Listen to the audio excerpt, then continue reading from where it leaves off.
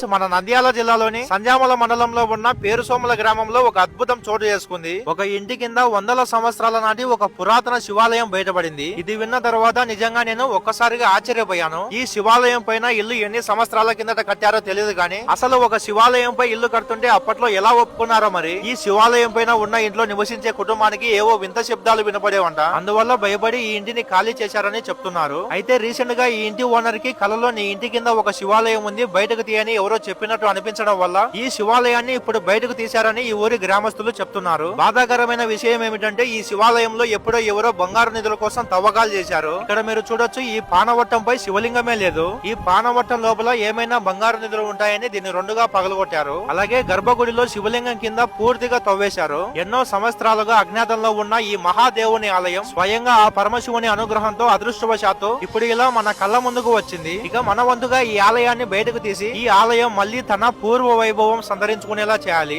ఇది మన అందరి బాధ్యత. ఈ ప్రాంతంలో ఇంకా తవ్వితే ఈ శివాలయానికి సంబంధించిన శిలాశాసనాలు బయటపడే అవకాశం ఉంటుంది. అప్పుడు ఈ ఆలయాన్ని ఎవరు నిర్మించారో, ఎప్పుడు నిర్మించారో అనే విషయాలు డీటెయిలింగ్ గా తెలుస్తాయి. ఇంకొంచెం ఆలయం బయటపడే అవకాశం ఉంటుంది. ఇంకా బావి లాంటివి కూడా బయటపడొచ్చు. ఎంతైనా మన పూర్వీకులు నిర్మించిన ఆలయం కావడం వల్ల ఈ ఆలయంపై ఇల్లు కట్టి ఎన్నో సంవత్సరాలు అవుతున్నా కొద్దిగా కూడా చెక్కు చెదరలేదు. ఇంకా ఈ పేరుసోముల గ్రామంలో ఎంతో అద్భుతమైన శిల్పకళ సంపద కలిగిన ఒక కోనేరు కూడా ఉంది. మన పూర్వీకులు ఎంతో శ్రమించి కట్టిన ఈ కోనేరు ఇప్పుడు మన నిర్లక్ష్యం వల్ల చెత్త వేసే డస్ట్బిన్ లా మారింది. అధికారులు, స్థానికులు ఈ కోనేరును కూడా పునరుద్ధరించేందుకు ముందుకు రావాలి. ఇంకా ఈ గ్రామంలో పురాతనమైన శ్రీ లక్ష్మీ చెన్నకేశ్వర స్వామి ఆలయం కూడా ఉంది. ఈ ఆలయంలోని స్తంభాలను అంబిలలాగా సంగీతం వచ్చే విధంగా నిర్మించారు.